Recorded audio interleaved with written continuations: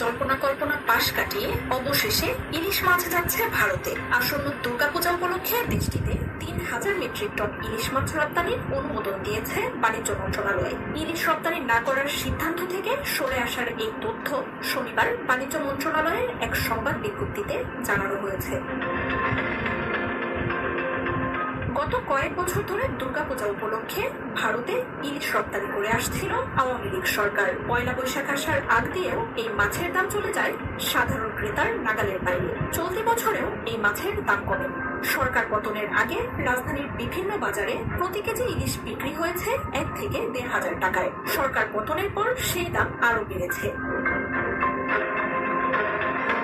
অন্তর্বর্তী সরকার ক্ষমতায় বসার পর থেকে বলা হচ্ছিল আগে দেশের মানুষের যোগান নিশ্চিত করা হবে, তারপর ভারতে ইলিশ রপ্তানি করা হবে। সম্প্রতি ভারতের ফিশ ইম্পোর্টার্স অ্যাসোসিয়েশন সরকারের পররাষ্ট্র উপদেষ্টার কাছে এক চিঠিতে ইলিশ রপ্তানির অনুমতি দিতে অনুরোধ করে।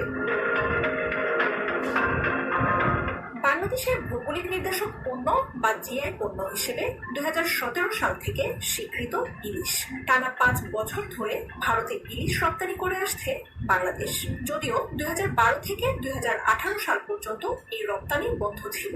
২০১৯ থেকে ভারতে আবারও ইলিশ রপ্তানি চালু হয়। প্রায় প্রতি বছর দুর্গাপূজা উপলক্ষে ৫,০০০ টন ইলিশের চাহিদার কথা জানিয়ে থাকেন কলকাতার ব্যবসায়ীরা। শনিবার বাণিজ্য মন্ত্রণালয়ের উপসচিব সুলতানা আক্তার স্বাক্ষরিত এক আদেশে জানানো হয়, আসন্ন দুর্গাপূজা উপলক্ষে বিভিন্ন রপ্তানিকারকদের আবেদনের প্রেক্ষিতে নির্ধারিত শর্ত পূরণ সাপেক্ষে ৩,০০০ মেট্রিক টন ইলিশ মাছ রপ্তানির অনুমোদন দেয়া হলো। সংশ্লিষ্ট আবেদনকারীদের আগামী ২৪ সেপ্টেম্বর বেলা ১২টার মধ্যে বাণিজ্য মন্ত্রণালয়ে আবেদন করতে বলা হয়েছে।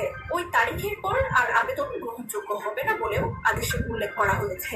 যারা আগেই আবেদন করেছেন তাদের নতুন করে আবেদন করার প্রয়োজন নেই বলেও বাণিজ্য মন্ত্রণালয়ের পক্ষ থেকে জানানো হয়। সরকারের মৎস্য ও প্রাণী সম্পদ উপদেষ্টা ফরিদা আক্তার একাধিকবার বলেছেন, দেশের মানুষের চাহিদা মিটিয়ে তারপর ইলিশ মাছ বিদেশে রপ্তানি করা হবে। দেশের মানুষ ইলিশ পাবে না আর রপ্তানি হবে, সেটা হতে পারে না। মৎস্য অধিদপ্তরের তথ্য অনুযায়ী ২০২৩-২৪ অর্থ বছরে বাংলাদেশ ভারতে ৬৬৪.৮৬ টন ইলিশ মাছ রপ্তানি করেছে, যার রপ্তানি মূল্য $৭.৭১ মিলিয়ন। মার্জিয়া।